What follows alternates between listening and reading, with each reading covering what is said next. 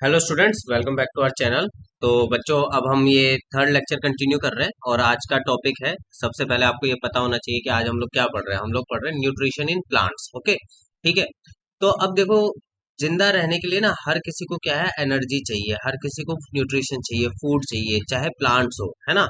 तो प्लांट्स को भी बेसिकली एनर्जी चाहिए अपनी मेटाबॉलिक एक्टिविटीज फुलफिल करने के लिए। मेटाबॉलिक एक्टिविटीज से क्या मतलब है मेरा, उनकी बॉडी में होने वाली जो केमिकल रिएक्शन है ना बच्चों, उनको मेटाबॉलिक एक्टिविटी कहते हैं।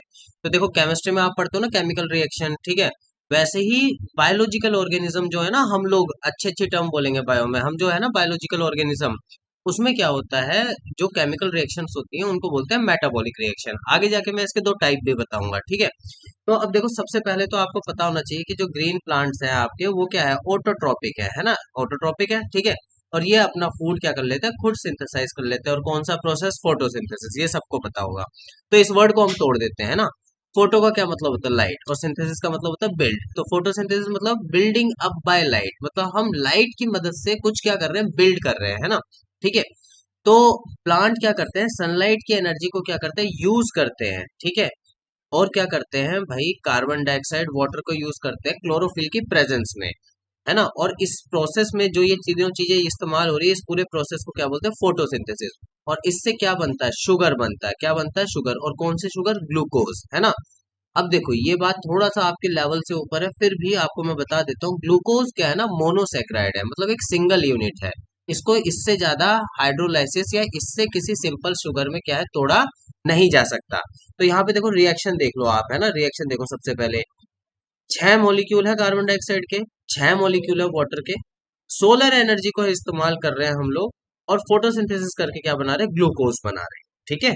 और क्या है हमारे बाई प्रोडक्ट में, अब देखो बाई प्रोडक्ट, मैंने जो ये वर्ड यूज किया, बाई प्रोडक्ट एक ऐसी चीज जो रिएक्शन में क्या है, ऐसे ही बन गई, जिसका प्लांट को कोई इस्तेमाल नहीं था। आप ये सोचेंगे ऑक्सीजन हमारे लिए तो बहुत इंपॉर्टेंट है, पर ये रिएक्शन किसकी है, प्लांट की है। प्लांट को ऑक्सीजन की एज सच कोई रिक्वायरमेंट नहीं थी, या फिर इस प्रोसेस से वो क्या है, ऑक्सीजन नहीं बनाना चाहता था। वो क्या बनाना चाहता, ग्लूकोज। तो बाय प्रोडक्ट मतलब जो एक्स्ट्रा प्रोडक्ट बन गया, है ना। अब देखो, दूसरी तरफ, वैसे ये अगले चैप्टर की बात है, ग्लूकोज और ऑक्सीजन को इस्तेमाल करके हम सेलुलर रेस्पिरेशन करेंगे, जिससे हम एटीपी बना लेंगे, ठीक है। तो हमने अभी यही तो बोला था कि प्लांट को अपनी मेटाबॉलिक रिएक्शन करने के लिए क्या चाहिए, एटीपी चाहिए। तो CO2, वाटर, सोलर एनर्जी, और प्लांट के पास जो क्लोरोफिल है, ये सब एक साथ मिलके, एक साथ काम करके क्या बनाते हैं, ग्लूकोज बनाते हैं। और ग्लूकोज को फिर हम सेलुलर रेस्पिरेशन से एटीपी बना लेते हैं, है ना। सेलुलर रेस्पिरेशन प्रोसेस है, उसको यूज करके एटीपी बना लेते हैं, ओके। नेक्स्ट देखो, अब हमें ये पता करना है कि ये सब चीजें आएंगी कहाँ से। तो सीधी बात है, कार्बन डाइऑक्साइड आपका कहाँ से आ रहा है बच्चों, स्टोमेटा से। स्टोमेटा क्या होता है, पोर्स होते हैं, है ना। ये पोर्स होते हैं जिनके आसपास क्या होते हैं, गार्ड सेल होते हैं, ठीक है। और जो इनकी ओपनिंग होती है, उनको क्या बोलते हैं, स्टोमा बोलते हैं, ठीक है। और ये क्या है, ओपन और क्लोज हो सकते हैं, डिपेंडिंग कि इनको कौन सी गैस का क्या करना है, एक्सचेंज करना है, ठीक है। तो फॉर एग्जाम्पल, इनको फोटोसिंथेसिस के लिए क्या करना होता है, क्या चाहिए है, CO2 चाहिए है। तो ये स्टोमेटा का जो ओपनिंग है, उसको ओपन करेंगे और एनवायरनमेंट से CO2 ले लेंगे, ठीक है। ऐसे ही जो वाटर है, वो कहाँ से आएगा बच्चों, सॉइल से आएगा। कहाँ से आएगा, सॉइल से आएगा, ठीक है। और जो वाटर है, वो लीव्स तक आप कैसे पहुंचाओगे, रूट और स्टेम से। जाइलम याद है, 9th क्लास में जाइलम पढ़ा था। जाइलम क्या है, वाटर कंडक्टिंग टिश्यू है, वो पहुंचाता है। और जो सनलाइट है, ये क्या है, वो एनर्जी प्रोवाइड करवाता है, जिससे क्या हो सके, ये केमिकल रिएक्शन हो सके, जिससे आप फूड बना सके। फूड क्या है यहाँ पे, ग्लूकोज है यहाँ पे फूड, ठीक है। तो जो ग्लूकोज है वो हमें बनाना है। तो भाई, हमसे याद कर लो, ऐसे याद रखो हमेशा, CO2 चाहिए, वाटर चाहिए, क्लोरोफिल प्लांट के पास है, एनर्जी कहाँ से आ रही है, सनलाइट से। पानी कहाँ से मिलेगा, जमीन से। CO2 कहाँ से मिलेगा, एटमॉस्फेयर से। लेंगे किसकी मदद से, स्टोमेटा की मदद से, ठीक है। उसके बाद जो ग्रीन पिगमेंट है, मेनली जो प्लांट्स होते हैं उनमें जो ग्रीन पिगमेंट होता है, वो होता है क्लोरोफिल ए और क्लोरोफिल बी। आपके लेवल पे आप अगर सिर्फ क्लोरोफिल याद कर लेते हो, डेट्स वेरी गुड, है ना। इनके पास कुछ, जब आप बड़ी क्लास में जाके बायो पढ़ेंगे, तो ये क्या है, बेसिकली दो फोटो सिस्टम होते हैं, PS1 और PS2, है ना। और उसमें जो ये पिगमेंट है, ये अरेंज्ड होता है इस तरीके से कि ये सनलाइट को क्या कर लेते हैं, एब्जॉर्ब कर लेते हैं। अब एक नॉलेज प्लस पॉइंट बताता हूँ आपको, ठीक है। अगर ऐसा हो कि कोई आपसे पूछे कि किस कलर को एब्जॉर्ब करते हैं, है ना, तो आपको क्या बताना है, एक तो रेड कलर को एब्जॉर्ब करते हैं सबसे ज्यादा, और एक आप बोल सकते हो ब्लू कलर को एब्जॉर्ब करते हैं सबसे ज्यादा। दो पीक बनती है, ब्लू पीक और रेड पीक। जो आपका विजिबल स्पेक्ट्रम है, विबग्योर याद है आपको, रेनबो याद है विबग्योर, उसमें आपका ब्लू कलर और रेड कलर सबसे ज्यादा क्या होता है, एब्जॉर्ब होता है। ठीक है, चलो। तो जो फूड आप प्रिपेयर करते हैं वो एक सिंपल शुगर होता है, ग्लूकोज होता है। ठीक है, ग्लूकोज, जो ये लाइन लिखी है, this glucose food made in the leaves is then sent to different part of the plant. तो आपको फ्लोएम याद होगा, फ्लोएम फूड का ट्रांसफर करता है। जब लीव्स में ग्लूकोज बन जाता है तो उसका ट्रांसफर हम लोग किससे करवाते हैं, फ्लोएम से करवाते हैं। इसलिए नाइन्थ की चीजें भी बहुत क्या है, इंपॉर्टेंट है, नाइन्थ के बेसिक भी बहुत इंपॉर्टेंट है।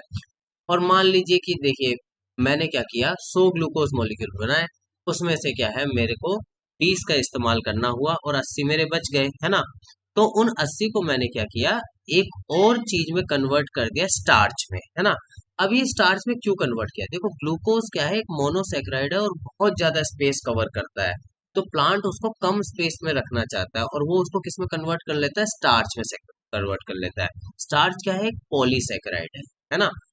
तो मोनोसेक्राइड में सिंगल यूनिट होती है और बहुत सारी यूनिट, 10 से ज्यादा अगर सिंपल शुगर की यूनिट किसी में होंगी तो उसको क्या बोलेंगे, पॉलीसेक्राइड बोलेंगे। ठीक है, और स्टार्च कहाँ रहता है, लीव्स में रहता है आगे जाके, इसलिए हम स्टार्च का टेस्ट करते हैं, कभी ग्लूकोज का टेस्ट नहीं करते। आगे जो एक्सपेरिमेंट आएंगे उसमें आप देखेंगे हम ग्लूकोज का टेस्ट नहीं कर रहे, स्टार्च का टेस्ट कर रहे हैं। ठीक है, तो जो ग्रीन प्लांट है वो सनलाइट को क्या है, कन्वर्ट कर लेते हैं केमिकल एनर्जी में, क्या बनाकर, कार्बोहाइड्रेट बनाकर। ओके, तो अब देखिए मोटे मोटे तौर पे फोटोसिंथेसिस में आपसे कोई पूछे कि स्टेप बता दो आप, तो आप ज्यादा कुछ मत करो, स्टेप बता दो। ठीक है, तो सबसे पहले सनलाइट का एब्जॉर्प्शन होगा क्लोरोफिल से। ठीक है, सबसे पहले क्या होगा, सनलाइट का एब्जॉर्प्शन होगा। उसके बाद लाइट एनर्जी को केमिकल एनर्जी में कन्वर्ट किया जाएगा। ठीक है, और ये जो केमिकल एनर्जी है, नॉलेज प्लस पॉइंट बताता हूँ। तो ये जो केमिकल एनर्जी है इसका नाम होता है एटीपी और एनएडीपीएच, है ना। कोई आपसे पूछे कि लाइट एनर्जी को केमिकल एनर्जी में कन्वर्ट किया, ठीक है, तो क्या क्या बनाया हमने, एटीपी और एनएडीपीएच। ठीक है, और इसी दौरान क्या होगा, स्प्लिटिंग ऑफ वाटर होगी, जिससे क्या है, हाइड्रोजन और ऑक्सीजन क्या है, बनेंगे।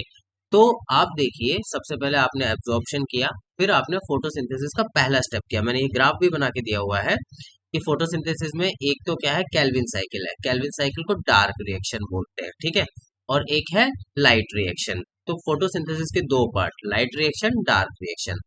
तो यहाँ पे आप देख लीजिए, लाइट रिएक्शन में हमने क्या यूज किया, वाटर यूज किया और सनलाइट को यूज किया। ठीक है, और हो कहाँ रहा है, थाइलाकोइड मेम्ब्रेन में, कहाँ हो रहा है, थाइलाकोइड मेम्ब्रेन में। ठीक है, थाइलाकोइड मेम्ब्रेन मतलब प्लास्टिड की बात हो रही है। तो एनर्जी हमने सनलाइट से ली, एटीपी बनाया, एनएडीपीएच बनाया और ऑक्सीजन बनाया। तो बिल्कुल दिमाग में क्लियर रखिए, फोटोसिंथेसिस दो, light reaction, dark reaction. Dark reaction को केल्विन साइकिल बोलते हैं। लाइट रिएक्शन में क्या यूज कर रहे हो, वाटर यूज कर रहे हैं और एनर्जी यूज कर रहे हैं सनलाइट से। हो कहाँ रहा है, थाइलाकोइड मेम्ब्रेन में। कहाँ हो रहा है, थाइलाकोइड मेम्ब्रेन। ये कहाँ होते हैं, प्लास्टिड में। कहाँ होते हैं, प्लास्टिड में, या फिर क्या बोलो, क्लोरोप्लास्ट में। ठीक है, लाइट रिएक्शन में आप क्या क्या बना लोगे, एटीपी, एनएडीपीएच और O2। ठीक है, केल्विन साइकिल डिपेंडेंट होती है लाइट रिएक्शन के प्रोडक्ट पे। किस पे डिपेंडेंट होती है बच्चों, लाइट रिएक्शन के प्रोडक्ट पे। केल्विन साइकिल में क्या यूज होता है, जो हमने लाइट रिएक्शन में एटीपी बनाया था वो यूज होता है, एनएडीपीएच बनाया था वो यूज होता है और CO2 यूज होता है। तो इससे हम लोग क्या बनाते हैं, एनएडीपी। ध्यान रखना, एनएडीपीएच और एनएडीपी में अंतर होता है। एनएडीपी कहाँ बन रहा है, डार्क रिएक्शन में, है ना। उसके बाद हाई एनर्जी शुगर बनाते हैं, ग्लूकोज बनाते हैं, और हम लोग एटीपी का इस्तेमाल करते हैं, तो एडीपी प्लस इनऑर्गेनिक फॉस्फेट बनता है। तो ये जो फोटोसिंथेसिस का कॉन्सेप्ट मैप है ना, ये आप हमेशा दिमाग में रखिए। और ये जो डार्क रिएक्शन है ये कहाँ होते हैं, स्ट्रोमा में।